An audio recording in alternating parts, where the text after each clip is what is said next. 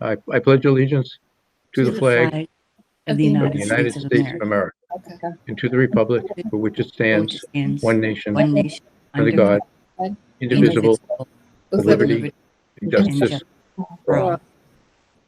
Thank you very much. Great. Agenda review. Kathy? Okay. Yes, I think there's just one item that I wanted to add under COVID update, just in case folks want to have some discussion and make any changes, that also include action along with information. Okay, so we'll add an action item to COVID update, if that's okay with everyone. Yes, Heather? Yeah, could we also add under academic affairs, policy JCA? Policy JCA.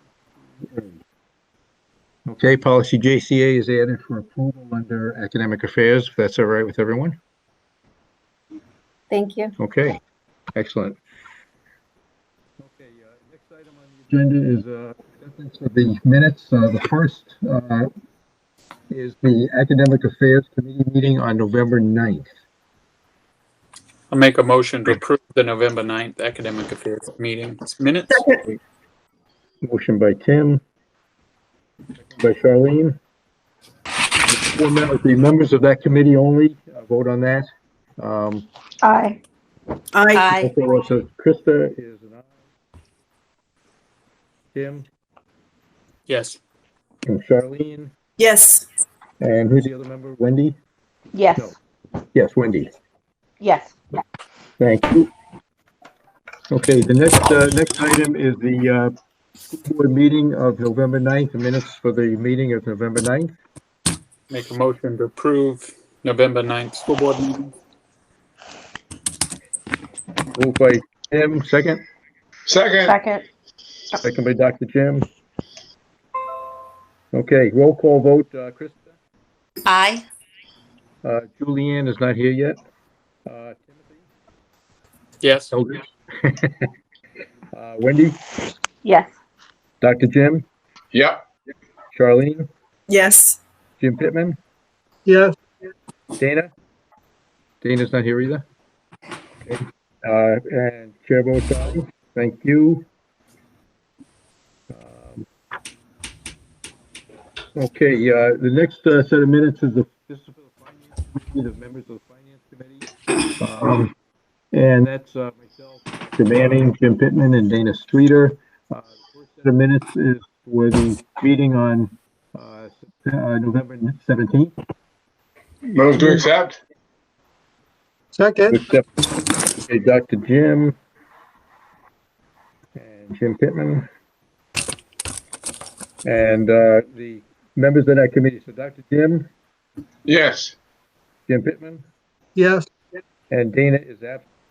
And I vote yes as well. Thank you. Actually, Dana just got here. Jack, I think Dana's in. Dana, you just got here. You on, Dana? He's on mute. He's muted. You're muted, I think, Dana. We can't hear you. How's that? That's better. All right, Well, we're taking a vote on the Finance Committee meeting on the 17th, the minutes on the 17th. Vote yes or no? Yes. Okay, so now we'll move on to the Finance meeting for November 18th.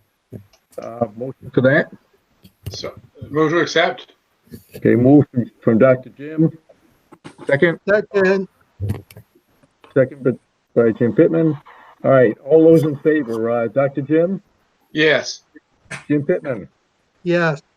Dana? Yes. And Chair votes yes as well. And the Finance meeting for the 9th, same group. Motion? So moved. Move to accept. Dr. Jim? Second? Sure. Second. Okay. All right, Dr. Manning, Yes. Jim Pittman, Yes. Dana, Yes. and Chair votes yes as well. Okay, next item is to approve the manifest for tonight, and the totals for the manifest are as read here. Payroll is $2,234,000 $154.67. Account payable is $1,370,889.33, and the total is $3,605,044, no cents. Move to approve. Second. Motion to approve, seconded by Tim. Okay, again, all those in favor of approving the manifest in a total of $3,605,044. Roll call vote. Krista? Aye. Tim? Yes. Wendy? Yes. Dr. Jim? Yep. Jim Pittman? Yes. Charlene? Yes. Dana? Yes. And Chair votes aye as well. Okay, so that takes care of that. Public input for those that might be watching in. I suggest that you send emails in. We're not responding at this point to text messages. It gets too confusing and too awkward to try to do text messaging while the meeting is going on. So please send emails. You can send emails to sau49@sau49.org. If you feel more comfortable sending to myself, you can send it to my email at jwidmer@sau49.org. Either way, and send your emails in. We'll respond tomorrow as soon as we can. So the next item on the agenda is the preliminary adoption of the budget for next year. Okay, and that comes under superintendent's reports. So what I'm going to do now is I'm going to click on the share button so that Jack can share this with you.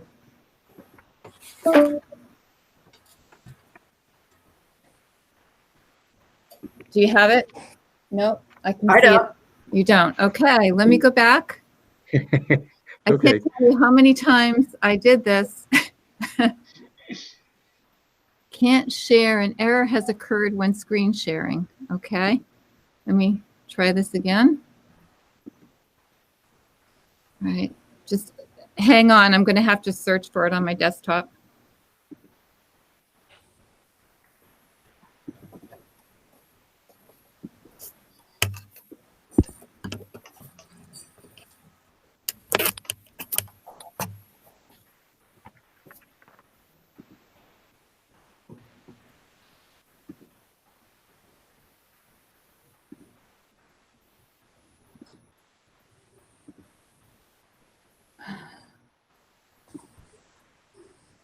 Okay, we'll give it another go here.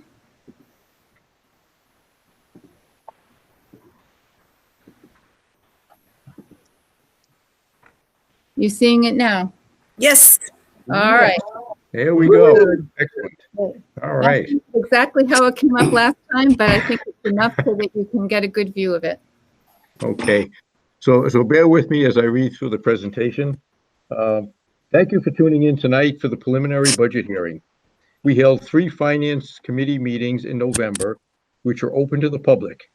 This meeting is the first hearing in January. In January, we will hold a budget adoption hearing, and there will also be an opportunity to hear an explanation of the budget at the deliberative session on January 30th. The public is also welcome to reach out to the SAU office or board members with questions. We want to provide community members with several opportunities to learn about the budget with the hopes that you will become familiar with it and that all of your questions are asked before voting in March.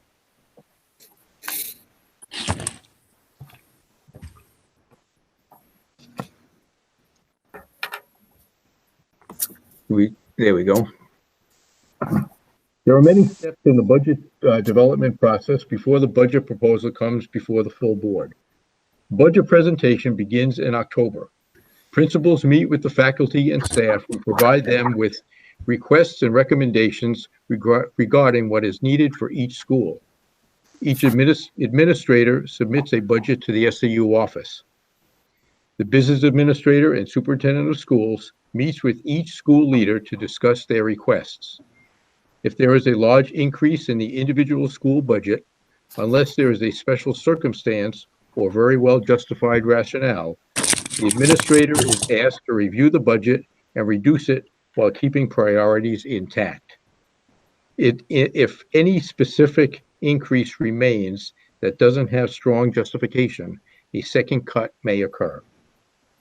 Personnel requests are made at the same time. Requests for positions may or may not proceed to the Finance Committee meeting depending on the strength of the rationale outlining the need for the position. There are occasions when requested positions are well justified and very much needed, yet nevertheless, due to financial circumstances, the Finance Committee is unable to recommend that to remain in the budget. This is a position we are in this year. The business administrator reviews the district line items and determines amounts to request based on past history, current expenditures, and projected pricing. After cuts, adjustments, and reallocations have been made, the Finance Committee meets with the principals, the special education director, the business administrator, and the superintendent to review the budget requests. At this time, the Finance Committee recommends changes they feel are necessary to bring a budget to the voters that supplies what our schools need and what the voters will support. These are the public meetings that I referred to earlier that occur in November. Again, this year, the administrators did an excellent job bringing forward a responsible budget. This budget is not a pandemic budget and is based on the assumption we will be back to full-time school next year. However, due to the pandemic, lowered revenue projections and concern about the tax rate have been looked at every possible place to reduce the budget and still provide what is needed for our children. The enrollment figures you see here illustrate the decrease we have seen in the majority of our schools. Only Crescent Lake School has increased enrollment. Last year, we saw a slight upward trend. However, our enrollment has definitely been affected by the pandemic. The lower student numbers include our students who are in an entirely remote program. However, the numbers do not include the students who are being homeschooled. It is difficult to know how many of the students who are currently not in school will return when the pandemic is over. This is key for many reasons, including the fact that our enrollment numbers have an impact on our revenue. When we have fewer students, we receive less adequacy aid, also known as grant money, from the state of New Hampshire. The decrease in the grant is also more than we are able to decrease our expenses. The vast majority of school districts are experiencing lower enrollments due to the pandemic and anticipate that the revenues will be negatively impact on next year's adequacy dollars based on these enrollment numbers. There is some attempt to appeal to the legislature to pass legislation that would hold the districts harmless and allow the use of last year's numbers or an average of the last 3 years.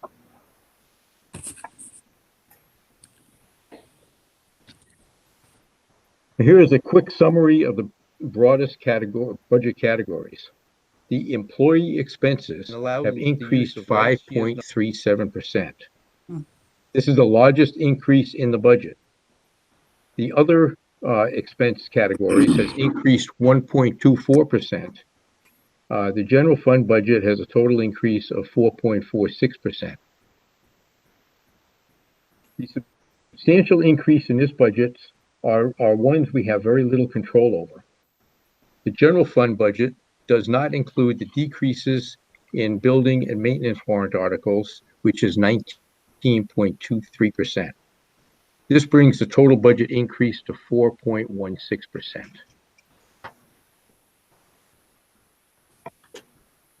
In the employee portion of the general fund budget, the area that has shown the most significant increase is New Hampshire retirement. The increase in this area is $38,403, which represents an increase of 25.54%.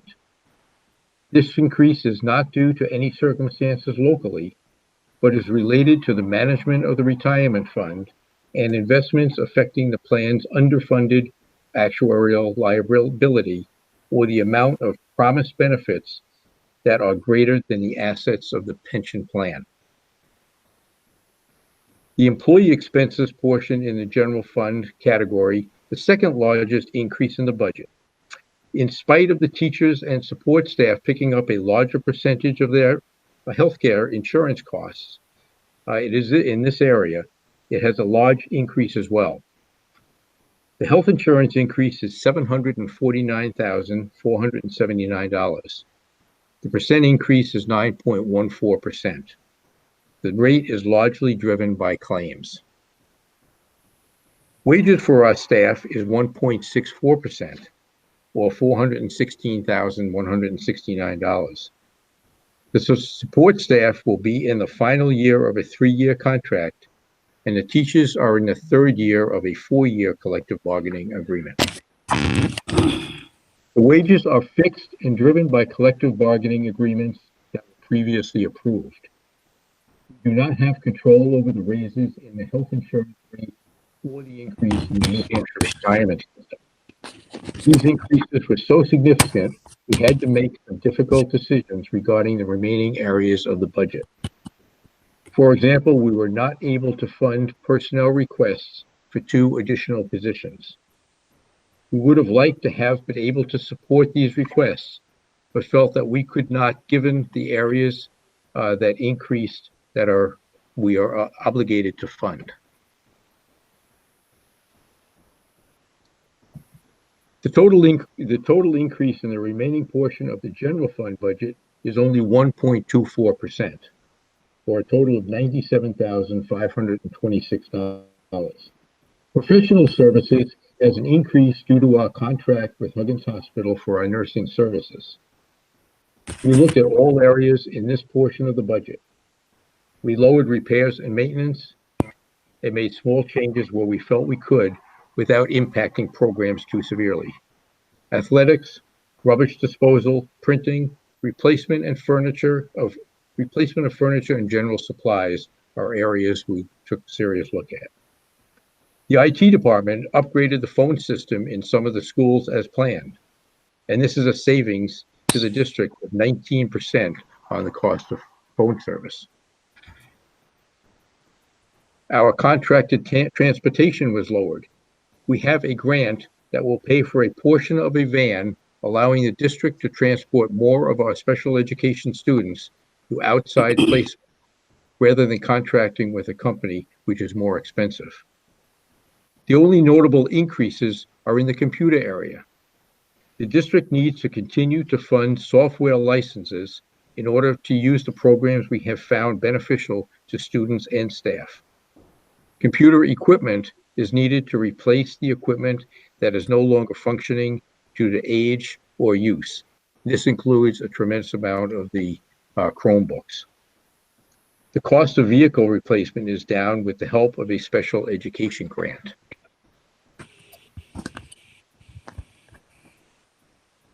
In the past several years, we've retired our debt for Ossipee, Effingham, and New Durham bonds, leaving only the bond for the Kingswood Complex renovation.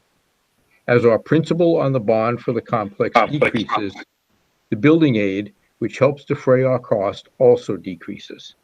This year, the decrease adds 1.31% to our debt service, or a total of $47,000. There are no collective bargaining agreements on the warrant this year. The 2 articles that we propose each year, building and maintenance and the turf field capital reserve, are once again being recommended. The proposed building and maintenance warrant article is for $150,000 rather than $200,000.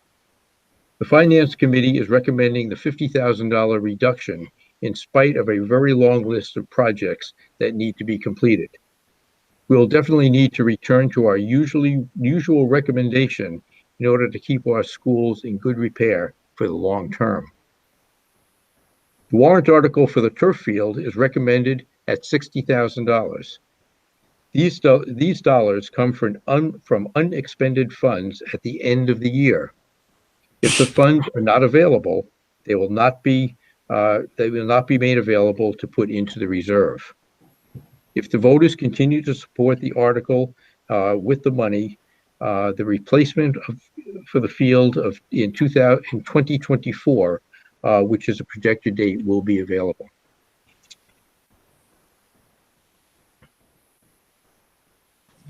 Moving on to the revenue section, our revenues for the coming year are projected to be lower.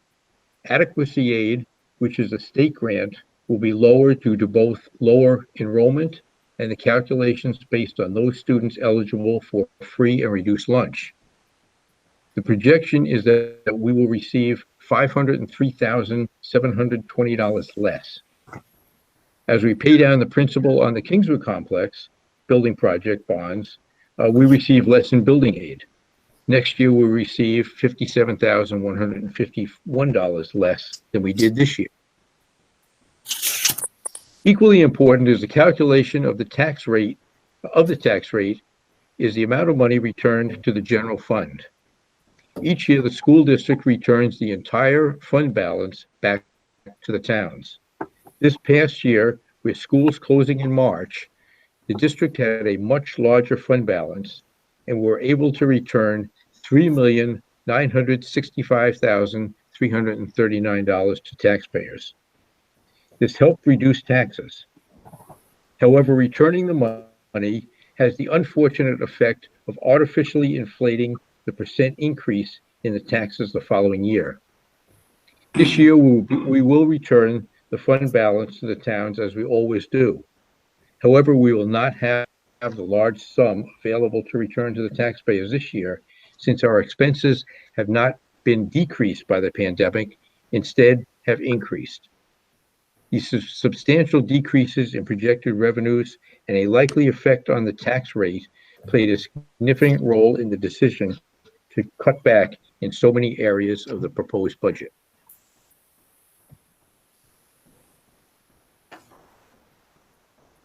Looking at the default budget, the purpose of presenting a default budget is to give the voters an understanding of what the budget would look like should the proposed operating budget be voted down.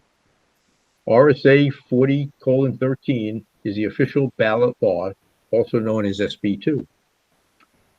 It is this RSA that determines what is to be included as part of the default budget. A default budget contains the appropriations in the operating budget authorized for the previous year, reduced and/or increased by obligations mandated by law or previously incurred, such as debt service and contracts previously approved in a specific amount. One-time expenditures are not included in a default budget. The proposed budget is $56,220,378, and the default budget is $56,218,233. The default budget is $2,145 lower than the proposed budget. This provides an example of what an incredibly frugal budget this is, with the default budget and the proposed budget being so close.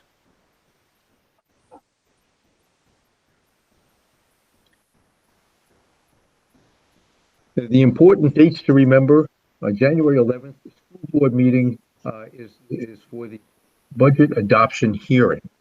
Right now, we're not sure exactly where that's going to be held. We're hoping it might be in the lecture hall, if we can do social distancing, and for the number of people that show up, that's to be determined. January 12th is the last day for petition warrant articles. January 5th is the last day to post warrant articles, budget, and the default budget. And January 30th is the deliberative session. And again, right now, that is still scheduled for the Arts Center, with social distancing by both the board and the members that come to hear the deliberative session. Voting is on March 22nd, 29th. And up for re-election this year, Julianne Cardinal, the new Durham school rep, Tim Eldridge, a member at large, and myself, the Tufton Borough rep. And again, if you have any questions, please email the SAU office within 24 hours of this meeting, and we will consider all comments, and it will be part of the record, and we'll get back to any questions and concerns in those emails as soon as we possibly can. And that is the end of the budget presentation at this moment.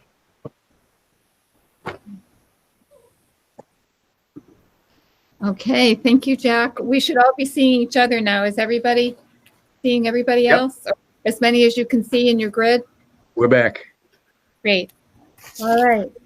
So, Before we move on, sure. can I ask, Jack, in the Yes. budget, were you able to include an increase in pay for substitutes?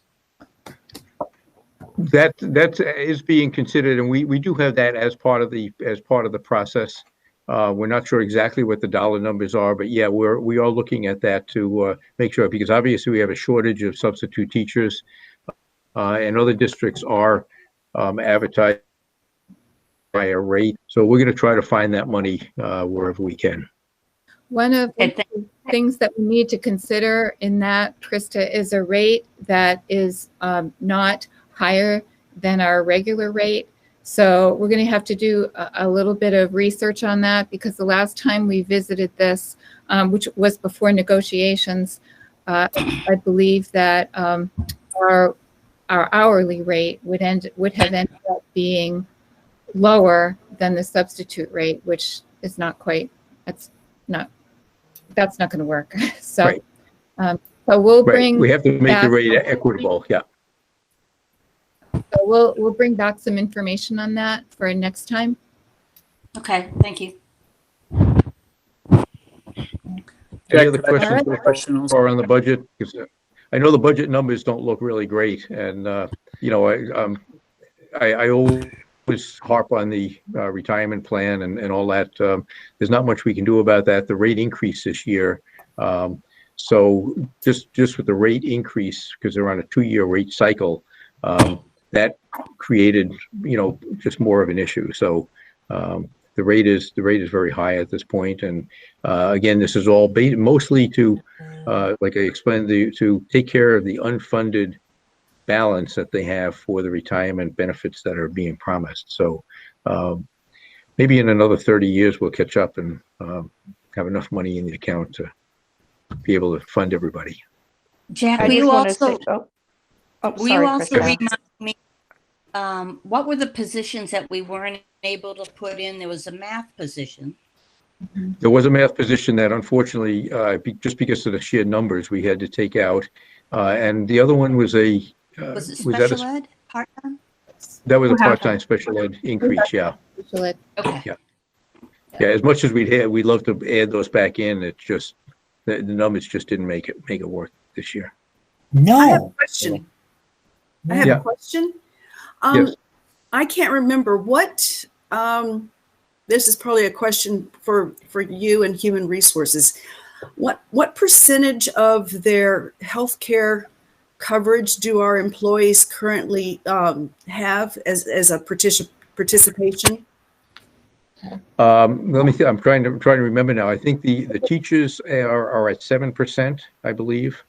In this budget, they're at 7%. The fourth year, they go to 10%. And the support staff is at 10%. And the administrators, I don't remember. The administrators, I believe, are at, I think they're 3%. 3%. Yeah, the administrators are at 3%, and that, you know, they're one of the few administrative groups that is paying anything. But again, as that contract comes up, that'll be another discussion. Obviously, very, very small numbers when you look at the number of administrators, obviously, compared to the rest of the staff. But yeah, the support staff is at 10%. The teachers currently at 7%, and they go to 10% next year. Okay, thanks. I knew they contributed, but I couldn't remember what the percentage was. Thank you. It's the teachers started out at 3% the first year, 5% the second, 7%, and then 10%. Okay, thanks. Yeah. Jack, can I ask Any a other question? questions? Yeah. Regarding the building and maintenance, it went to 150 instead of the 200,000. Obviously, I know you guys have done some hard work to try and get those numbers down and what have you. But I'd strongly recommend just knowing the list of things that we continuously have and need to have completed for all of our buildings throughout the district. I would strongly suggest that number gets raised back up to the 200,000. Okay. We'll certainly look at that, and maybe Kathy, we can put together that list so we can really see what the numbers look like, and then between now and the final budget adoption, we can talk about that and see if it makes sense to do that. Okay, thanks. Thank you, Tim. Appreciate that. Anything else on the budget? Okay, let's move on then to American Education Week. Okay. So the November 19th, 16th to the 20th was American Education Week. And as we generally do, we sent out a letter to staff. So I will just read that for you. It says, "Dear colleagues, since 1921, when American Education Week was established, our public schools have faced trials that forced us to question our convictions, shaken us to our core, and dared us to shift our mindset. Today, for many of us, the current challenges we face may be the greatest of our lifetime, and yet you have each risen up for our students, our families, and our community with strength, compassion, and grace. It is times like this when words alone seem inadequate to express our gratitude for you and the work that you do. Please click on the thank you link below and know that this is for you. The world needs you now more than ever before." And then it says thank you, and it's from Heather and myself. And the video that accompanied it was really a montage of first responders and essential workers and people that are on the front lines during the pandemic. So we really do appreciate everybody who's working in our schools with our kids. They're doing an awesome job and working really hard. So if any of them are listening tonight, thank you so much. The next item is another happy item. We have been awarded a grant for our robotics program at the high school. And this is really due to the hard work of Jim Sittimer. Jim Sittimer has taken over the robotics program and really done a fantastic job chasing all the money that he can chase because, as you all know, it's a very expensive program, but it's such a valuable program for kids. And he's just very quietly goes about finding the funds and getting everything done and getting kids to every event they need to get to. So I just wanted to let you know that we have this additional money, and again to thank Jim for all his efforts. Moving right along. Do we have to accept that? This is an action item on the. Is it as an action item? I think it's a small amount, but I think since it's an action item, we probably should just accept it. Sure. Motion to accept by Dr. Jim. I hear a second. Second. Second by who? Charlene? Yes. Okay, second by Charlene. Okay, so a motion to accept the grant, and it's for $4,650 according to the letter here. All those in favor? Krista? Yes. Tim? Yes. Wendy? Yes. Dr. Jim? Absolutely. Jim? Yes. Charlene? Yes. Dana? Yes. And chair votes aye. Thank you. Okay. Hey, great. Thank you. Next item is a letter that I received from the superintendent of schools from Wakefield. The Wakefield School Board and Wakefield has requested this from time to time, that I come to you and ask you about the feasibility of utilizing superintendent services from the SAU office. So they're in the gathering of information process, and you have the letter in your file. So they sent it as a formal request and would like a response from the school board if there is any interest in having them purchase superintendent services and SAU services. Well, if I can throw my 2 cents in, I mean, I think our SAU office does an absolutely fantastic job for Governor Wentworth and for Middleton, and I think we're spread pretty thin as far as I'm concerned, as far as personnel, and I don't know what it would take to add additional personnel, time factor. We know that the meetings that we have, the meetings that Middleton have, certainly put a stress on the current staff, and we agreed to do that when we took Middleton in as tuition students and to help them through their process of building their elementary school. And I think that process still works okay. There's extra time and effort that's needed, and there's a little extra revenue to handle that. I just don't see the feasibility at this point of taking on something the size of Wakefield to provide superintendent and or financial services to them. I think it's a strain. Certainly, and in this time frame as well, I just don't see that being a feasible process for us. But listen to anybody else's comments. I would think that we would also need to get input from you, Kathy, when all the Kathys and Heather and everyone else, to find out what sort of stress that would put on the SAU to do that. Well, I have to tell you, I think the SAU is at capacity right now, and sometimes I feel like it's even beyond capacity. If we were to take on additional services for another school district, I think we'd have to add personnel. And if we added personnel right in the office set up the way it is now, we don't even have the space to put someone else here.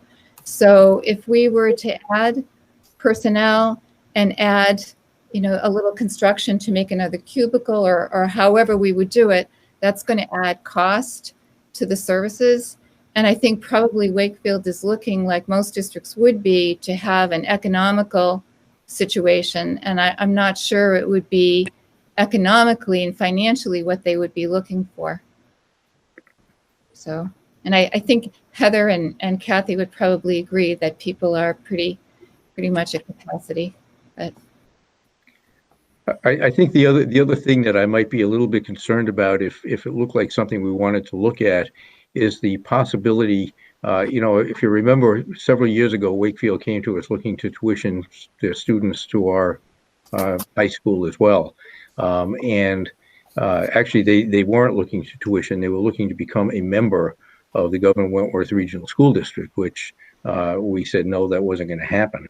And they went away at that point. So I'm not sure if this is maybe a first step in maybe an attempt to kind of work their way into more, more students in Governor Wentworth. I may be a little skeptical about that, but I think that we have to be careful of that. But in all honesty, I think our SAU office is doing a fantastic job, and I think even the Middleton addition of services, I think, has put maybe a little more strain than we maybe anticipated in the beginning. So not that we're certainly happy with the process, but I think getting into another district outside of what we normally do can certainly add some extra stress and some extra work to everyone in the office. So that's my pitch on that. Any other comments? This is an action item, so I would think we'd want to either vote to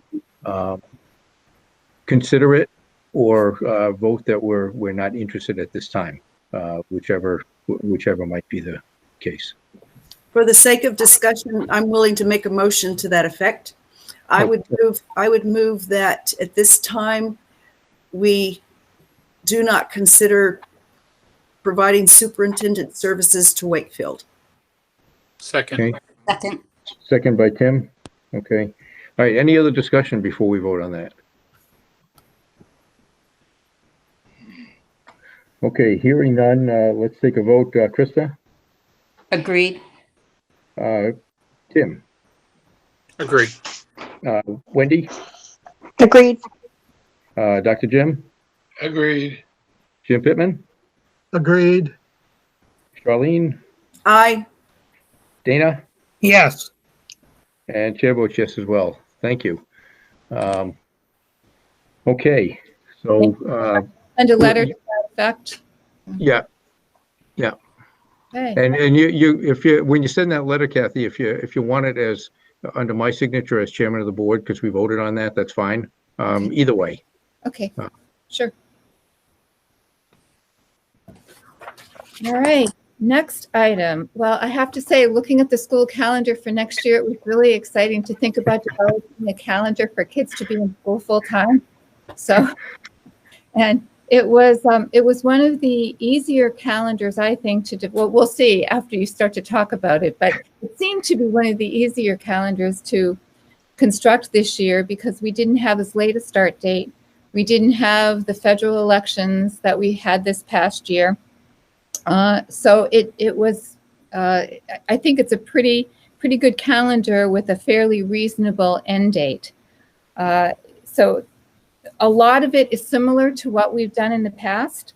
Parent conferences are held the week of Thanksgiving as they have been in the past. Christmas break begins on Friday, December 24th, and students return on Monday, January 23rd. February 3rd. Pardon? January 3rd. 23rd, no. January 3rd. Thank you, Jack. January 3rd. February vacation is the last week of February. There's the March Professional Development Day that's been really important for teachers that has been built in. April vacation is the last week of April, which has been traditional. And the other thing I want to comment on as far as the vacations is they should line up pretty well with the districts that are sending students to LRTC. We try to match as much as possible with those districts. So those are usually the vacations that they take. And then by getting it done a little bit early, we can say, okay, here's the calendar, and it gives them an opportunity to also see if they can make their calendar match ours as much as possible, so the students have as much time in school here at the center as possible. So, and then it would make the last day of school June 17th with a tentative graduation date of June 11th. And then the other thing that I would propose, since the Department of Education has approved remote learning days as school days, I propose that our snow days be remote learning days, and that would give parents and employers of our high school students a more firm end date. We would still need to build in the 30 hours or the 5 days at the end of the calendar because that's what the Department of Education requires, but that would be used for things like an emergency that we had to close school for, you know, if it was something in a building or a lack of power or something like that. So that is my thought, because I think teachers, not teachers, I'm sorry, I think parents especially, and some of our businesses do prefer to have an end date that's more predictable. So. Okay, any comments on the calendar?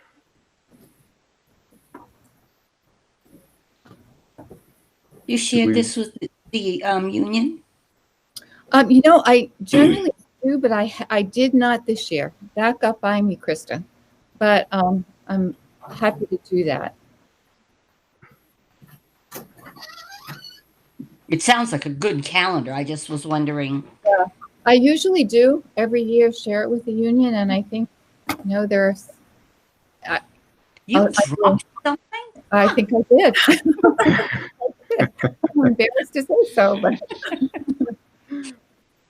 Yeah, I mean, I think even though it's listed as an action item, we can always delay voting on this until next month if we want to. Just so Kathy has some time to just double check. I have no problem with that. I think that makes sense. That's a good idea. And if there's anything else on the calendar that somebody looks at that says, well, can we change this or modify that? We'll have the next month to take care of that. And then we can do the official approval in January and make sure the sending districts know that we have a firm calendar for the following year. Sounds good. Good. Yeah. Great. Okay. Move the Okay. table. Okay. Jack? Move. I got it. Move the table. All right. Where's Dr. Jim here? Dr. Jim, move the table. Table. Okay. All right. Who's going to second the table? Second. Second. Second by Charlene. Okay. All right. Krista. Table. All right. Table. Tim. Aye. Wendy. Table. Dr. Jim. Aye. Jim Pittman. Aye. Charlene. Aye. Dana. Yes. Yep. Chair votes aye as well. Okay. So we've tabled the calendar until next month. Excellent. Okay. So, all right. The next item is an update on COVID-19, which, as you might imagine, takes a lot of my time these days. But I have to say, I've been very pleased that we've been able to keep the schools open so consistently thus far. The social distancing and the halftime schedule have been really instrumental in that, because as you've seen my emails come across with a case here and a case there, we haven't had a lot of staff members or students who have had to quarantine. We did have one on Friday, as you all know, that required more quarantining because it involved the sports team and involved the hockey girls and boys teams. But you know, in talking with administrators, I think that they're feeling like they're managing it. When there's a staff absence, there isn't always somebody to put in place because we're low on staff. But sometimes we'll switch roles, and a reading specialist will take a classroom, or a principal will go in and do some instructing. Not ideal by any means, but I think we're managing it. In talking with each of our school leaders, the absence rate, and of course I've been keeping track of that as well, and as I'm sure you know, that has been steadily increasing since Thanksgiving due to some quarantining, but also symptoms this time of year where kids have more colds and flu season is coming. And so we've seen more symptoms and more kids out of school for that and quarantining. And it's just a slow trajectory. I think it's important to note how hard our staff members are working to keep up with everything, because they're doing the hybrid model. They're planning for asynchronous instruction when the kids are not in school. They have their remote sessions on Wednesdays, and then they have lots of makeup now to be providing for students. So they're working really, really hard. I give them a lot of credit. My biggest concern is that at some point the student absence rate is going to be so high that we'll have more kids out of school than in school. That happens periodically now. We've had a few classrooms where there have been 5 students at home and 2 students in class. It's not super widespread by any means, but I'm just telling you what I'm seeing in some pockets. If we look at the metric, I did email that to you. I had hoped that if we had been in person, I would have given it to you in your packets, but I emailed it to you instead. And so we are seeing in the 2 communities that we're involved with that the higher risk category is where our 2, Stratford County and Carroll County, are at right now. How soon they will be in the highest risk category, I don't know. Obviously, that just depends on the positive rate. We currently have active cases, or at least when I looked at this, we had active cases in every town but Brookfield. And we've had a few closings in a few schools, but it's been by grade level as opposed to closing a school down. As I said, we've taken every measure we can to keep school open. So, if you look at the rubric for in-person, hybrid, and remote, we're still in the hybrid category, but I think we can see that it's leaning a little bit more toward the remote than it has been in the past, if you look at what each category says. So that's where we're at.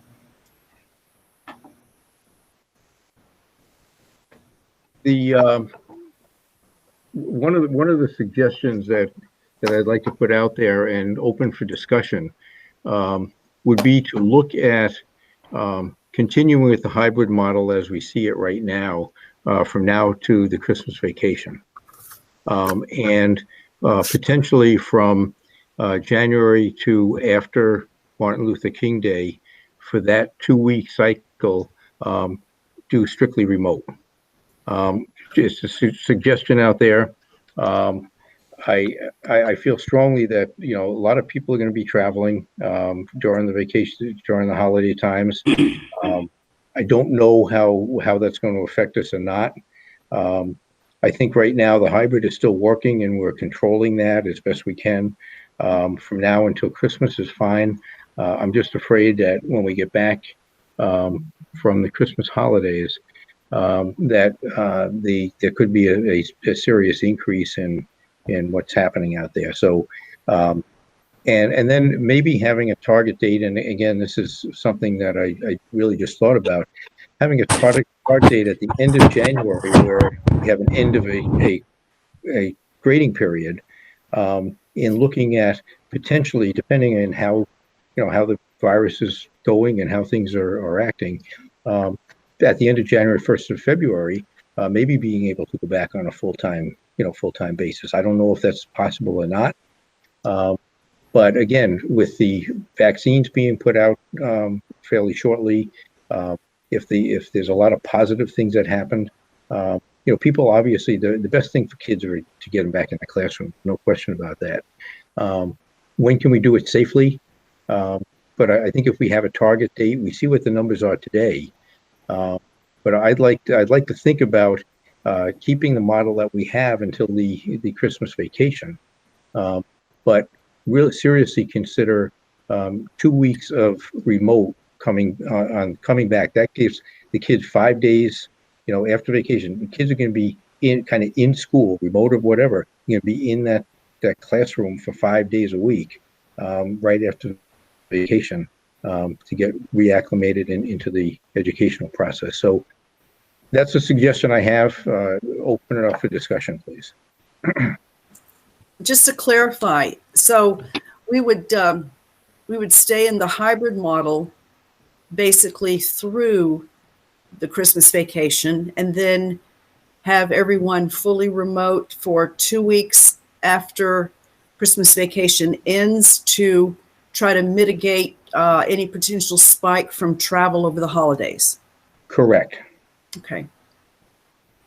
I like that idea. Kathy, what was the bounce after Thanksgiving? Well, we're just seeing a slight trend up. I can't say that it's a huge bounce, but there's definitely a trend up.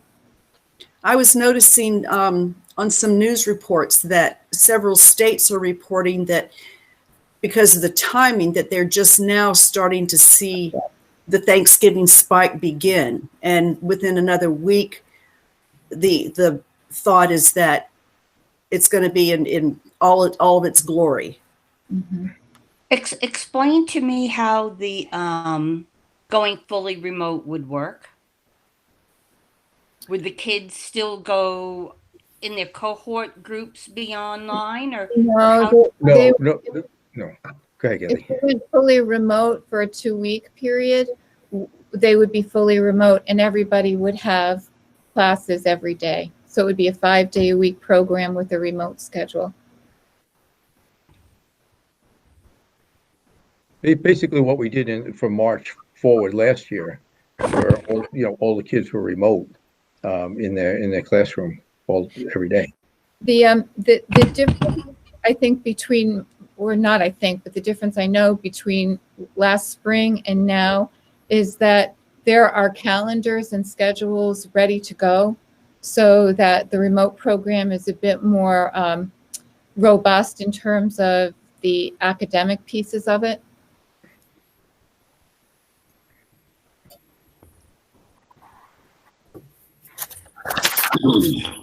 Yes, Jim Pittman. Yes, thank you. Well, I agree with you, Jack. I think this is a great idea.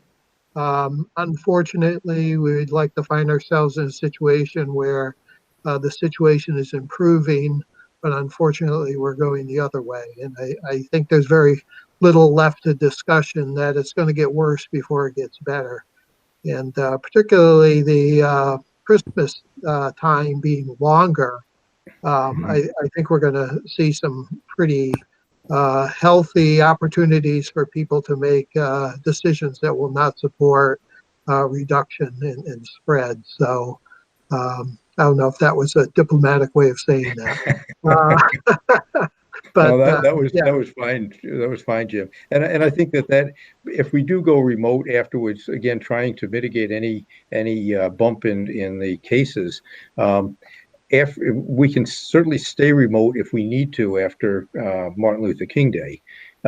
We'll be in that mode, and if it's taking a couple of weeks for a spike to come to fruition from Thanksgiving, it may take that long or more after Christmas. So if we're in remote and we have to stay remote for a little bit, I think that certainly makes sense. I'm very optimistic about the vaccines that are coming out and all that. I think everything that I hear is great news, but that's going to take some time.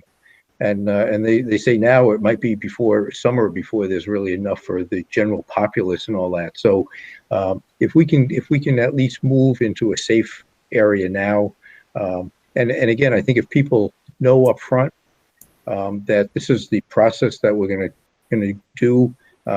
Listen, I feel for all these families that have to make adjustments to their daily schedules, and this is not easy at all for anybody. But I think it's the safest for not only the students, staff, community at large. I think it's kind of the right direction to head. But yeah, and I agree. I think that the timing is right. If we can make this decision tonight, it gives people a month basically to plan for those couple of weeks, as opposed to waiting until some later date where then we're being reactionary and everybody's trying to shuffle things at the last minute. Yeah. Thank you. Anyone else? The only thing I would say is knowing that there are some students and staff that, of course, nervous to come to school because of the potential of catching it, and the number of cases that we have, and the ripple effect that has, as far as people having to quarantine and just the whole 14 days or 10 days, as the CDC now says. I have a feeling, just from seeing the effects from the hockey, in that group having to quarantine, and the number of people that it has now affected, I would suggest that we finish out this week, giving the opportunity for the students that are in the different cohorts to be able to get their stuff together, the teachers to be able to make the plans, and then for the following week, we introduce that remote. I have certainly been one to try and get us back into the regular session, but just knowing what's going on out there, and seeing the trend that we've got going on within our own district, I feel strong that it's probably time now to move towards the remote instead of even waiting until after the holidays. Well, I'll throw my 2 cents in again. That was kind of one of the first proposals that I thought about. Using this week as the kind of the transition week, where cohort A and B are in Monday and Tuesday, or A is in Monday and Tuesday, B is in Thursday and Friday, and then everyone goes remote the following week. And that's certainly a possibility if that's what the board would like to do. I can go either way. I'm fine with that suggestion as well. I think the sooner we take a proactive approach on safety, the better off. And but it's up to the rest of the board too to decide. What do we think? Well, can we ask Kathy what her opinion would be on that? I really have struggled with this. I've talked with all of our school leaders today just about what their sense of, obviously the absence rate, and you've heard about that with staff and students, what the general feeling is with staff members. The union also sent out a survey. I've talked with the union. They sent out a survey, and it's very mixed. Very much like it was before, that people are conflicted about it. And there's no clear consensus in one direction or another.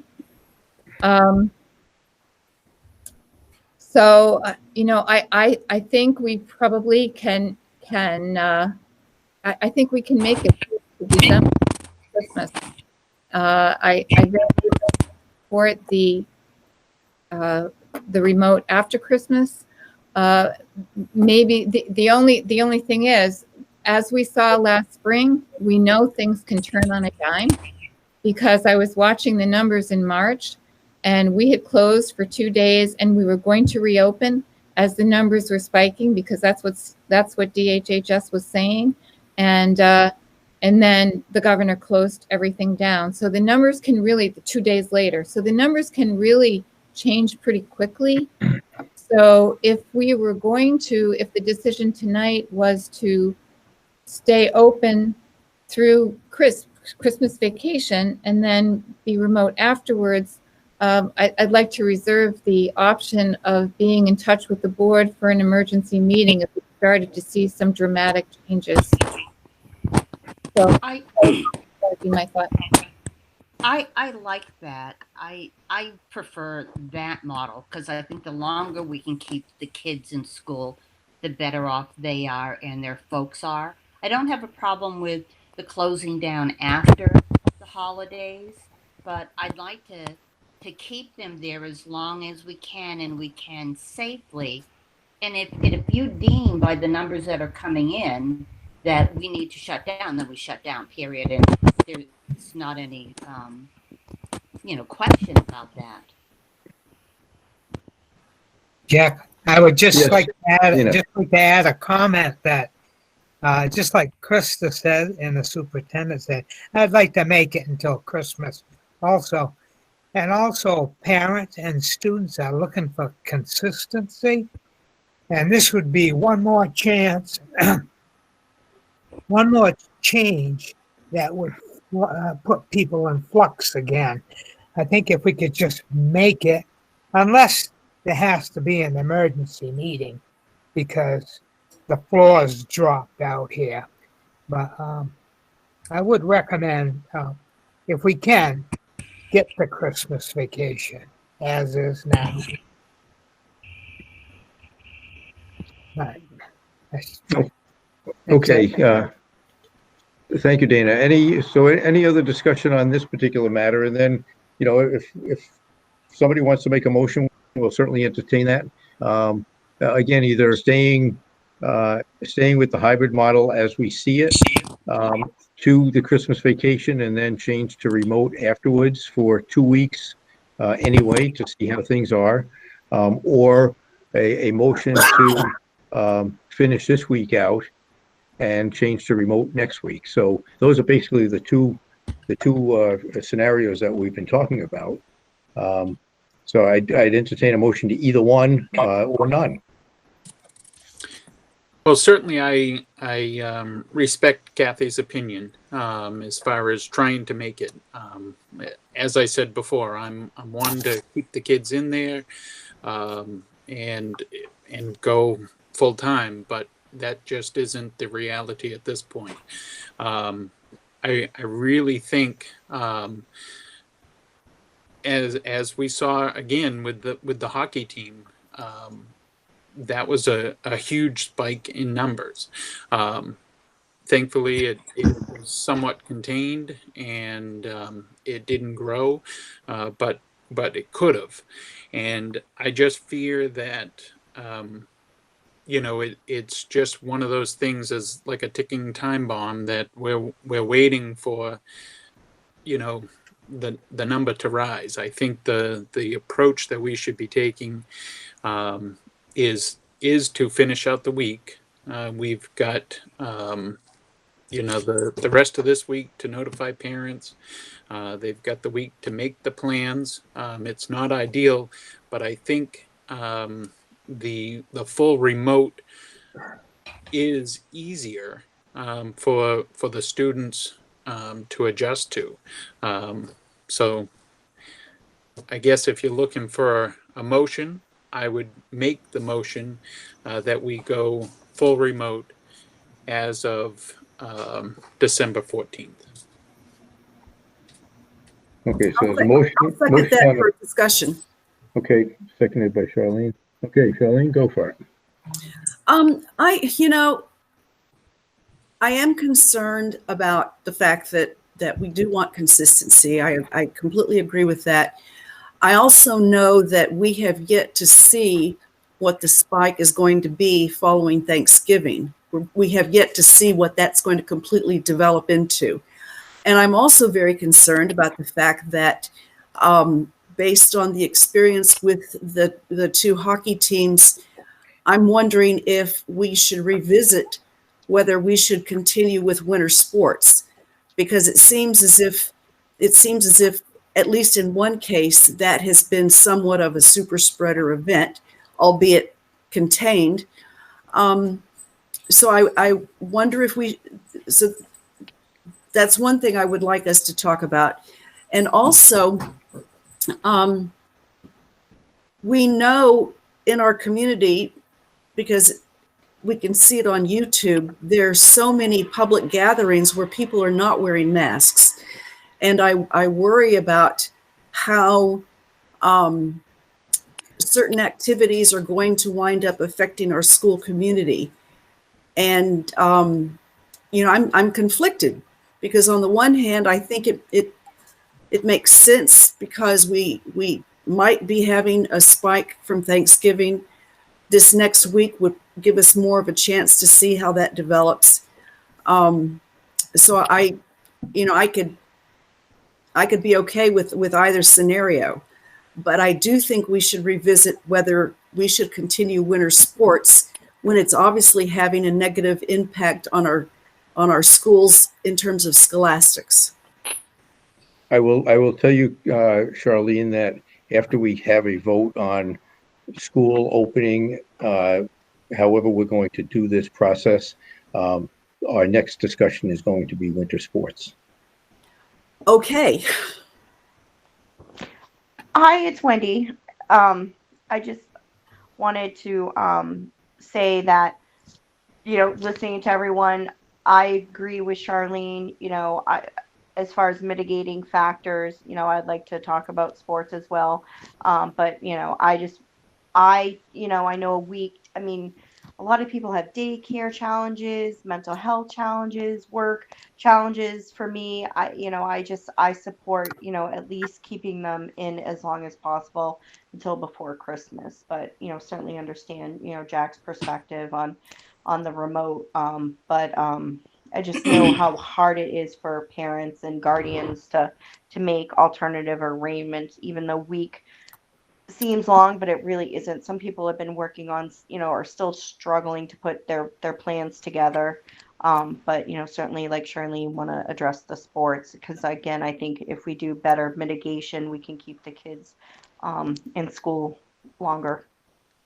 Thank you. Okay, any other comments on the motion that's on the floor? So the motion on the floor is to finish this week out and start remote on December 14th. It's the motion on the floor at this point. Any other discussion? Yeah, a little clarification. Yes. Are you implying that as part of this, is this going to include those 2 weeks in January? Yeah, I guess that, yeah, we would stay remote then until after, if we start remote now, we'll stay remote until at least after Martin Luther King Day. Okay, that just wasn't stated in the motion. Okay, so we'll clarify the motion then, if that's okay, Tim, that the motion is we start remote on December 14th, and it will continue through Martin Luther King Day, at least through Martin Luther King Day. Yes, that would be correct. Question. Yep. Jack? Yes. Kathy, how long would it take to go to remote if we stayed in through, in hybrid through into Christmas? Mm-hmm. How hard would it be to summon an emergency meeting to solve that problem if it would turn otherwise? Well, I don't think it would be too hard. It depends on whether you all will be reachable, and you've always been great about doing that, and we would not have to meet in person necessarily, although we certainly could if you wanted to, but I don't think it would be that hard to convene.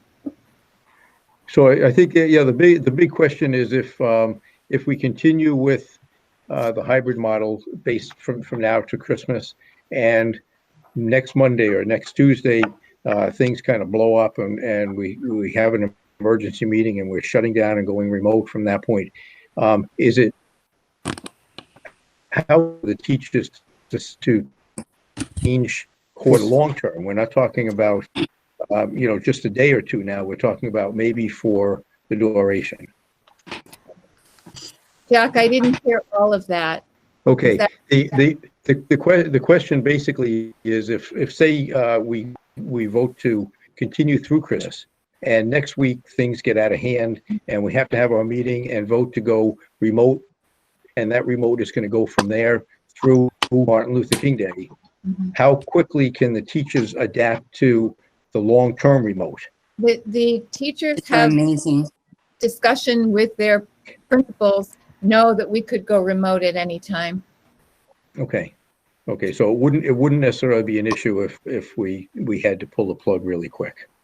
I don't think so. The difference I think this year would be also that last year we didn't allow any teachers in the schools. I think this year we know a little bit more about the virus and know that it would be okay as long as everybody is distancing to have them come in and get their materials, or if two of them wanted to teach from school, I wouldn't have any objection to that. I think that would be very helpful to them because sometimes they need to pull something from here or there in their classroom to utilize.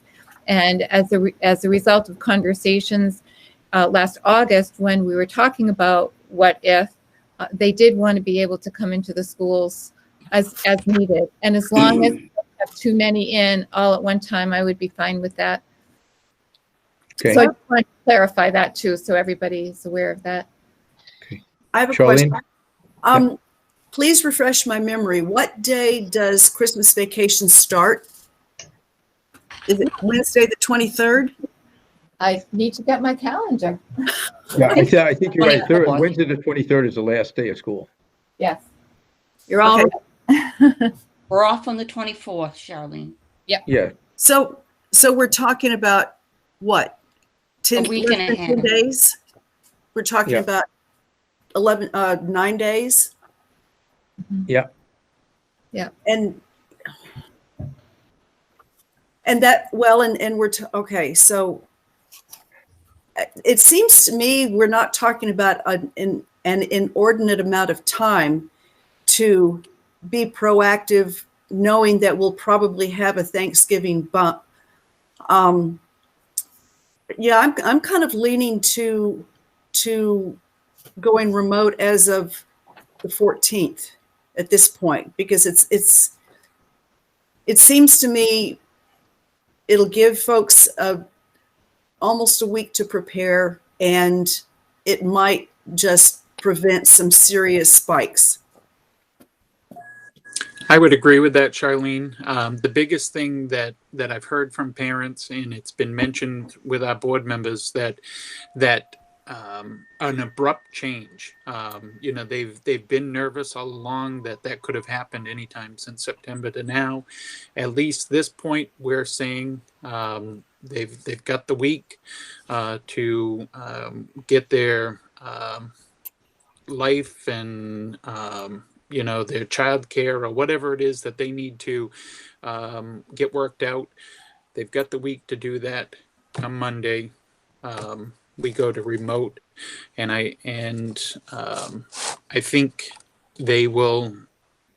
I think it'll work better and be safer, not only for the students but for the staff as well.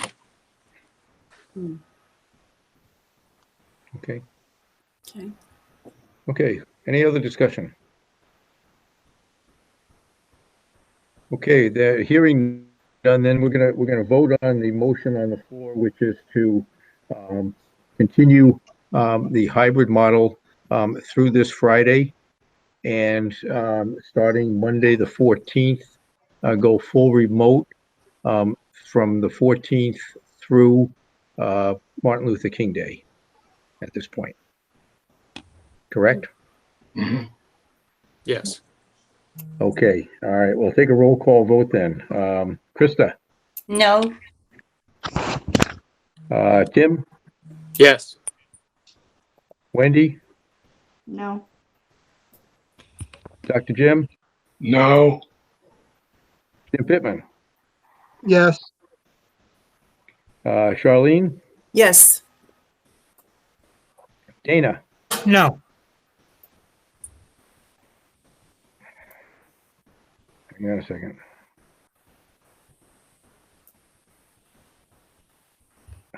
I'm gonna say no. And that leaves it at 4-4. So the motion would fail at that point on a tie vote.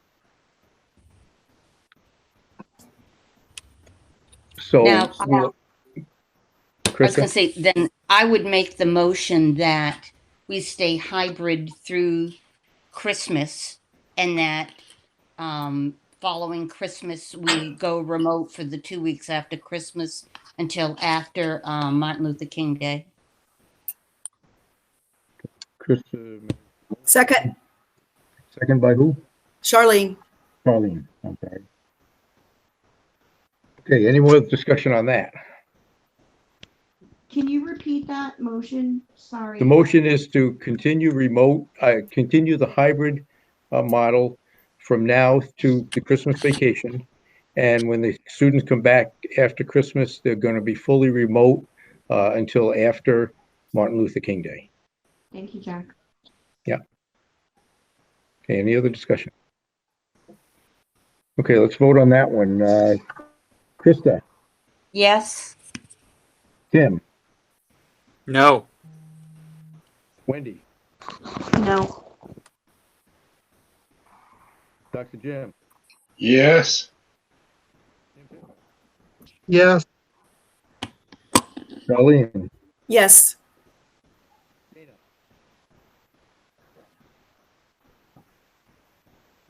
I don't think we can hear you, Jack. Give me a thumbs up or a thumbs down, Dana. Oh, I didn't hear you. Yes. Okay. I'm going to vote yes on that. So 6-2. So right now, the plan then would be to remain in the hybrid model until Christmas. Again, unless we have to have an emergency meeting, which we'd have to do.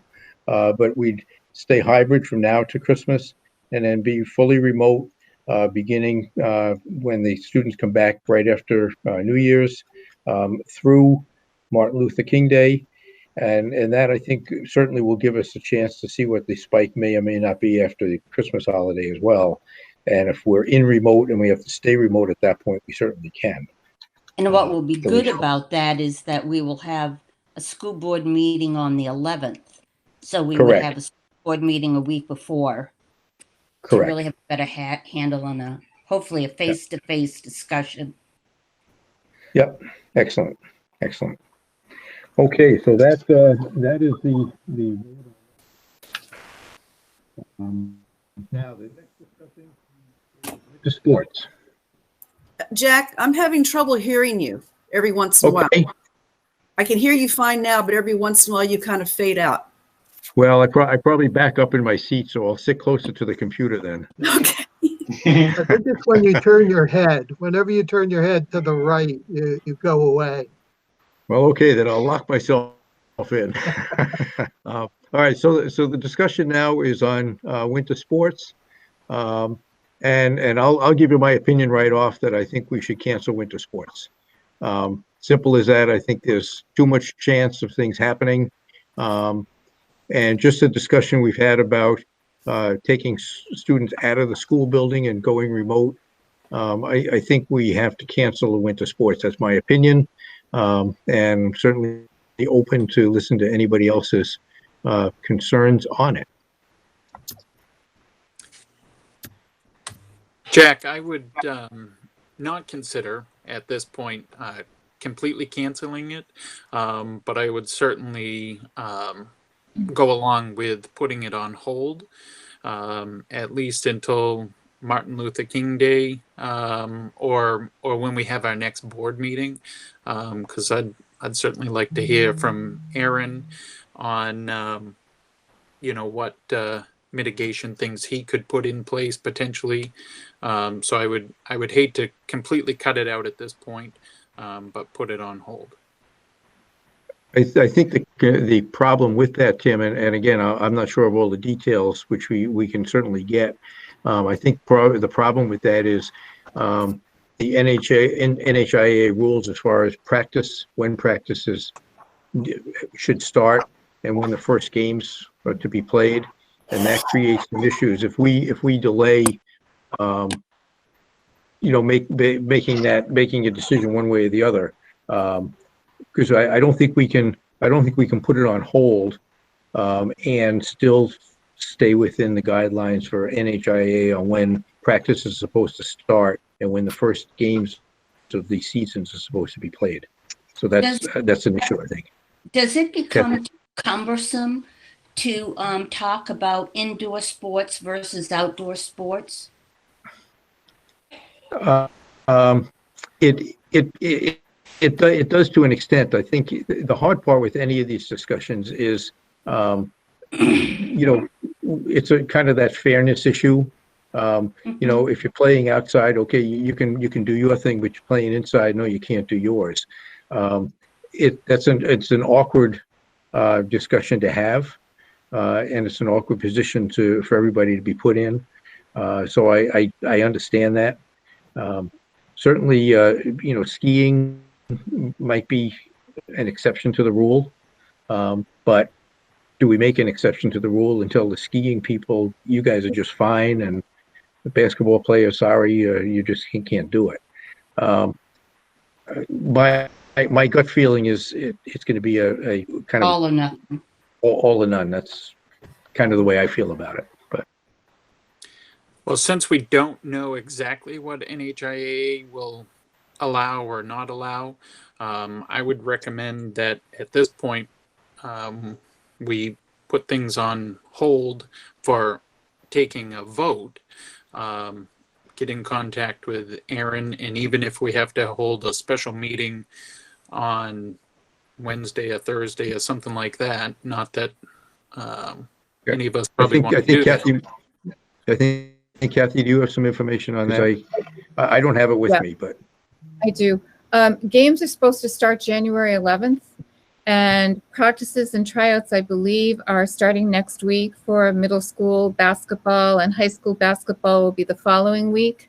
And I think Alpine and Nordic are the 14th.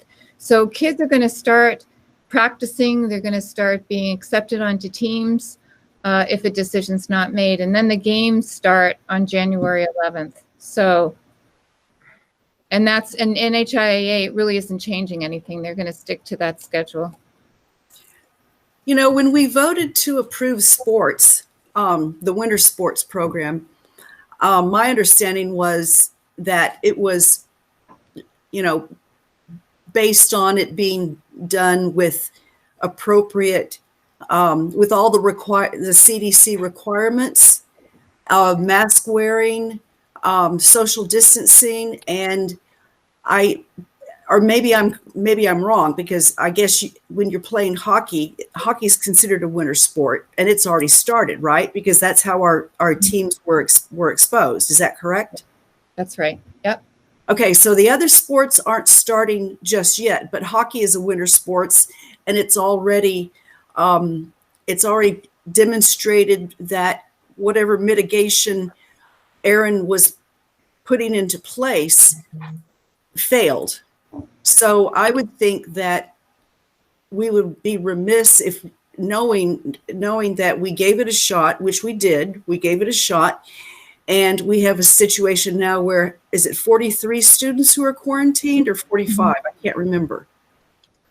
It's 43 in one school and then a couple in another school.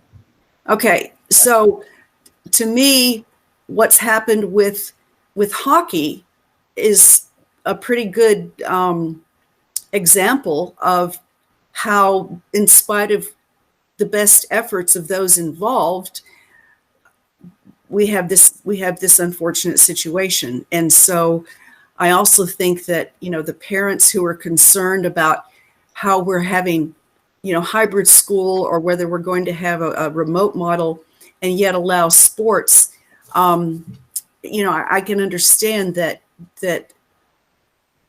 some people aren't happy about that. And I just, because we already have an example where after we gave it a shot, it didn't work, and I think it's time to pull the plug. Thank you, Charlene. All right, anyone else? Dana? Yeah, I hate to mention this, but as far as fairness goes, but it looks like indoor sports is going to be a problem.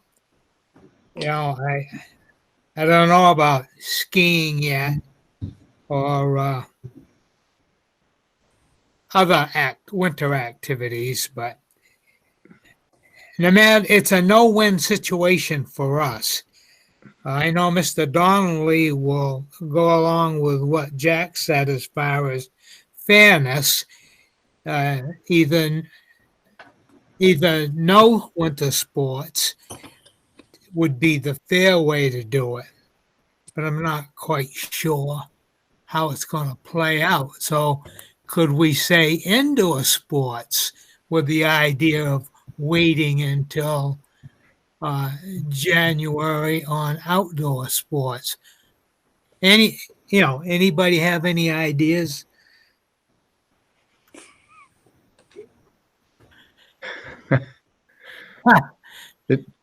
It's a tough question. Yeah. You know, and I agree. I said, you know, I really feel at this point that I'm not going to draw a line on who should or who shouldn't play sports.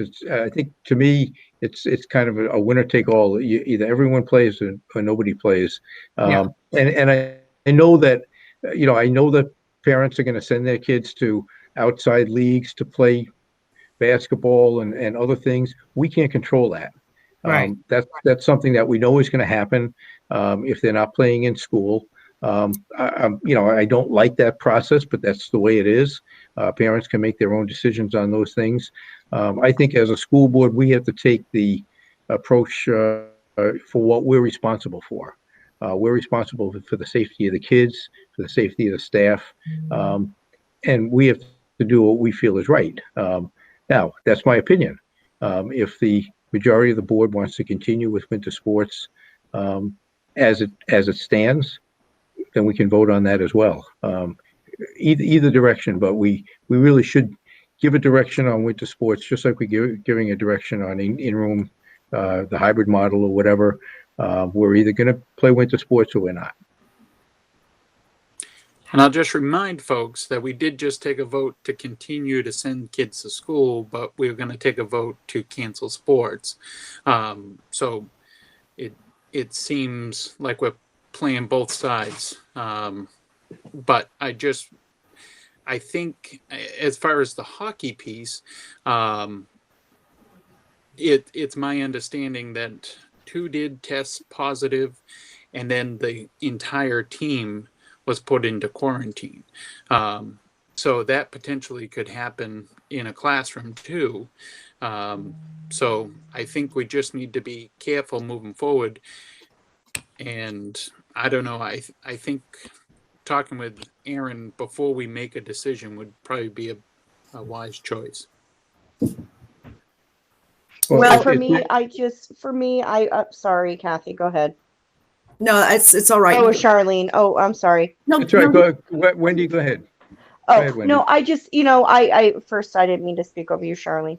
But I hear you, but I want, for me, I look at it as mitigation, and for mitigation to keep these kids in school.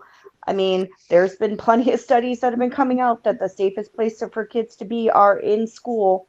And there's not a lot of people getting COVID being in school. They're getting COVID being exposed in sports.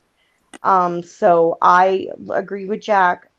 Nothing. I support the no sports, and let's keep these kids in school and hold the line. They need to be in school as much as possible. And go ahead, Charlene. Well, I was just going to say that at least when the 2 different cohorts are in school, at least we have some control, and we know that they're all wearing masks and they're all maintaining 6 feet of distance. We don't have that control with any kind of sports. It's not even something that it's illogical to expect that to happen with basketball. It's illogical to expect that to happen with hockey.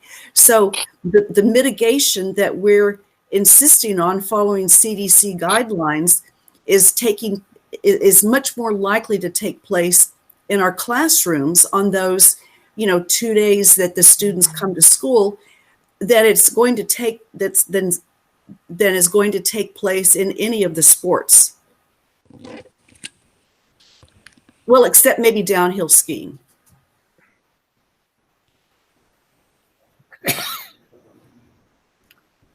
Okay. Let's call the motion. So what do we think? I'll make a motion that we discontinue winter sports effective immediately, and for all winter sports. Second. Okay, Charlie.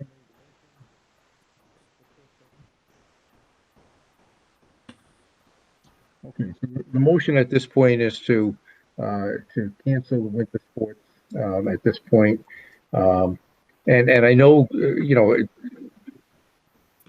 there's been a lot of conversation about well, even the last vote that we took at the last board meeting, we voted against it full in school, but we voted to allow sports. Well, in a way, we're kind of reversing that a little bit this time. We're keeping the kids in school until Christmas, but they're in the model that they're already in. We're not changing that model. My feeling again, I think, is we have to do whatever we can to keep these kids safe, and I will call for a vote. Krista. Agree. Tim? No. Wendy? Turn your head back, Jack. Wendy? Oh, yes, I agree. I support. Okay. Dr. Jim? You're muted. You're muted, Dr. Jim. Thumbs up or thumbs down? Yes. Okay. Jim Pittman? Yes. Charlene? Yes. Dana? Yes. And Chair votes yes. 7-1. We are not going to have winter sports. We say with regret. With regret, and you're absolutely right. these are tough decisions for everybody to make, and we know that it affects kids. It you know, and I know how important sports can be to individual students, but you know, we've got to look at all 2,400 students that we have that we're responsible for, plus the staff and all that, and do the best job we can. So. And also, Okay. I'm happy that at least, although at the time I did not support it, I'm glad that we at least gave it a try. And, you know, we didn't just cancel it out of hand. And now that we have, you know, some experience with the reality, I feel that this was an appropriate move. Thank you, Charlene. Kathy? Tough decisions, everyone. Thank you. I'll get something out to parents tomorrow with all of this information in it, and teachers, of course. And my guess will be they'll get back to you right away. My guess is there will be some emails that come back. Yeah, I'm sure. And you know, to be perfectly honest with you, I've received quite a few emails over the last several days, knowing that this meeting was going to happen and all of that. And you know, people are split, definitely split on opinions, whether it be sports or kids in school, remote, whatever the case may be. And, you know, I tell most people, I said, I understand that no matter what we decide, there's going to be half the people are going to be okay, and the other people are going to say, you guys are jerks. And we kind of know that. But we've got to do what we feel is the absolutely best thing we can do for the majority of the people out there, and you know, we've got to have the big shoulders to take the brunt of it, and that's what we're here for. So, okay. Well, thank you. Moving on to the New Hampshire School Board Association. Just so you know, we had a Zoom meeting last Thursday night. A relatively long meeting about budgets and all kinds of other things, but the basic discussion was about the upcoming delegate assembly in January and what to do about that, because we don't have the ability to use the facility that we're in. We generally have 60 to 70 people show up, plus the board and all of that, and it's a full day event. So what was, and there was a lot of concern. The first discussion was, well, why don't we move it to the fall, which is when it used to traditionally was, back in about 15 years ago, just before I got on the board. The delegate assembly was held the last week of September, first week of October. And they did that because any resolutions coming forward, they had the ability to get those to the legislative session as they started their new sessions. So if there was any resolutions that had effect, they could get them in time to the legislative committees that they wanted to deal with. For some reason, back 14, 15 years ago, something happened in October. They automatically moved the meeting to January, and it just stuck for the next 14 years. The big concern this year was that we have 7 resolutions that were presented. Some that the board is going to support and some that not. But we felt that we couldn't just put those off until, say, next fall. So it was decided that we're going to figure out how to do a remote delegate assembly without all the fluff in the beginning, which is the presentations for the school board of the year and all those things in the beginning. We're going to go right into the work session, the actual delegate assembly session at 10 o'clock in the morning, and go through the budget, the election of officers, and all of those things, and then go through the resolutions as presented, and hopefully be done by noontime on a Zoom type conference. The delegate assembly then for the following year, it was suggested, I actually made the suggestion that we move it to the last Saturday in September, and that would be the same date every single year, so people would know the last Saturday in September is going to be the delegate assembly. So that's basically what's happening at the School Board Association. there's a lot of work going on between them and the legislature, and certainly the new incoming legislature. They have to deal with who's on what committees and who's going to be who's going to be our friend in the education world. So that's kind of where we're at. I have just one note that we sent a get well wish to Lloyd Wood. Don't know if you knew Lloyd Wood was in the accident that happened right in front of the hospital last week. He was one of the 5 cars that was involved in the accident. He got beat up a little bit, got a concussion, but he was back at the selectmen's meeting the other day, so I think he's doing okay. But we sent him a card, and the one thing I forgot to bring, and I'll try to scan it in and send it to everybody. I got a beautiful card, a huge card from Effingham, and the students made some really nice sayings on the card about their new solar project, and it was absolutely wonderful. So, and I forgot to bring it tonight, but it would have been nice to share around the table anyway. But I'll try to scan in all 4 pages of it and send it to you, because some of the comments were just terrific, and the pictures and all that went along with it are really sweet for them to do, and it was really fun to watch. So I'll try to get that to you within the next day or so. Thank you. Okay, let's move on to committee reports, because I think I just saw I have like 22% on my laptop here, so I'm getting down on time here. Academic affairs, Wendy. Hey, Jack. So we have 2 academic policies, EHAV for the IT disaster recovery plan, and we have JCA. Both were previously reviewed, did a first read and second read, and now we're bringing them forward for academic affairs for approval. So I'd like a motion to approve those 2 policies as previously distributed. Okay, you're gonna make the motion to approve both as a package. That's fine. Somebody second that? Is that okay? Is that okay? Okay. I'll second. It's okay for me. Okay. All right, Charlene seconded it. So we're gonna approve the 2 motions, EHV and JCA, as presented. Any comments or concerns? Okay, all those in favor, Krista, Yes. Tim, Yes. Wendy, Yes. Dr. Jim, Yes. Jim Pittman, Yes. Charlene, Yes. Dana, Yes. and chair votes aye. Thank you.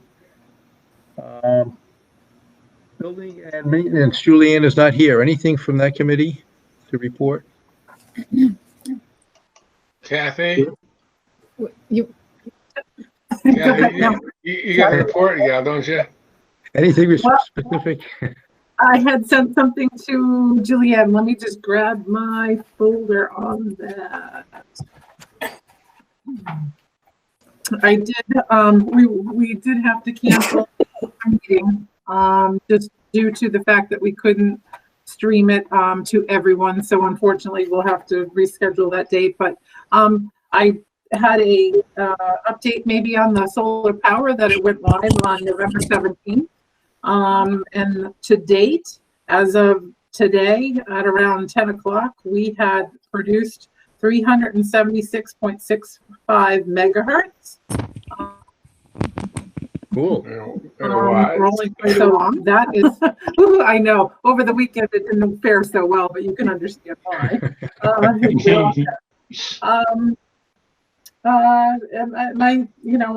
Tim and I did walkthroughs throughout the buildings on Wednesdays where there was the least amount of students, so we didn't want to impact on instruction. But we got through the whole district that way. Thank you, Tim, for accompanying me on that. And we have CIP coming up with next year and long term, which we would get into at our next meeting. And I think that's about it. Tim, if there's anything that you had, because I know we've kind of been walking through the buildings, but I really don't know that there's much more than that. No, I think you pretty much covered it. The solar project was the biggest thing to mention, and the other thing is to consider the increase for the budget. Certainly, Kathy, if you meet with the finance committee and share the list that we had come up with of some of those projects that keep getting kicked on down the road that will eventually turn into huge projects costing much more. So I would suggest looking at the increase there. But other than that, no, that would be it. Okay, thank you. Yep. Okay, yeah, Kathy, I think, Kathy, if you can put, put some of that information together and maybe email it to the finance committee so we can all kind of look at it first and understand what we're up against. And Absolutely. then, okay, sounds good. Thank you. Sounds good. Absolutely. Okay, I have nothing more for finance other than whatever we do between now and the next meeting for the final budget presentation and whatever adjustments we make. Nothing on human resources at this point. Advanced planning, location for the January 11th meeting. Again, if we're still in a mode where, if we can meet, if everyone is healthy and there's no more issues right after the New Year, I'd certainly like to go back into the art center and have a face-to-face if we can do that. But again, if it's impossible to do that, then it's impossible to do that. We'll see how everybody is doing at that point in time and decide where to have that meeting. I think the art center probably makes the most sense because we can spread out the biggest area there. The other alternative, like I said, could be the lecture hall. If we can spread out enough in the front of the lecture hall to do the budget presentation, which is where we normally do the final budget adoption. But either way, I think will work for me. Yeah. Jack? Yes. The art center is not available on the 11th. It would be available on the 12th, but if you go with the 11th, the art center is already booked for something. Okay. Okay. Well, let's see if we think the lecture hall will work. If we think we can social distance in the front lecture hall, spreading out basically from one end to the other in the front, and if we can have mics of some sort to mic us up. We generally don't have at the final budget presentation. We generally don't have more than a half a dozen people come to that, and if that's the case, we can certainly spread them out. If we have more, we'll spread them out and social distance as best we can. There's enough seats there, I think, where we could probably spread quite a few people out. We'll see how that goes. Yeah, we may have to mark the seats off so people know where to sit. So I'll ask maintenance to do that. Yeah. Okay. Okay. And if it can't be there, let's look at one of the schools that has a big enough gymnasium, maybe that we could set up. I know that's going to be back in. School's going to. Well, we're going to be remote, so the school buildings are going to be available. So if it makes more sense to be in one of the schools in the gymnasium and set it up that way, maybe we could do it that way as well. Sounds good. Okay. Crescent Lake would be a good second alternative. Okay. All right. Again, I am getting some emails, which is great. We'll get back to everybody tomorrow, tonight if I can, but tomorrow we'll certainly get back. And some happy, some not so happy, maybe, but whatever it is. So again, public input. You can either email SAU49@SAU49.org. or you can email me at jwidmer@sau49.org, and we'll get back to you on your emails. Closing comments by board members. Jack, may I ask a question? Yes, you certainly may. Given that there's, I think, still a significant power and internet outage in, I think, New Durham, at least, is it possible that we might accept public input a little bit beyond the 24 hours so that people have time to watch? Good, very, very good point. If there is some issues, let's extend it. Today is Monday. Let's extend it to the end of the day, Wednesday, and let me know if you still know that there's some issues that are still out there at that point in time. We could extend it another 24 hours if needed. You know, we certainly want to take whatever input we can from the public. Great, thank you. Thank you, Heather. Appreciate that. Any other closing comments? Okay, then I will entertain a motion to go into non-public under 91A semicolon 3 paragraph 2 for a student and a personnel matter. So moved. Second. Okay, wait a minute. Who moved? Charlene moved? I think All right, Charlie moved, Tim seconded. All right, we're going into non-public. Okay, Krista, Yes. Tim, Yes. Wendy, Yes. Dr. Jim, Yep. Jim Pittman, Yes. Charlene, yes. Dana, Yes. and Chair votes aye. So we are in non-public.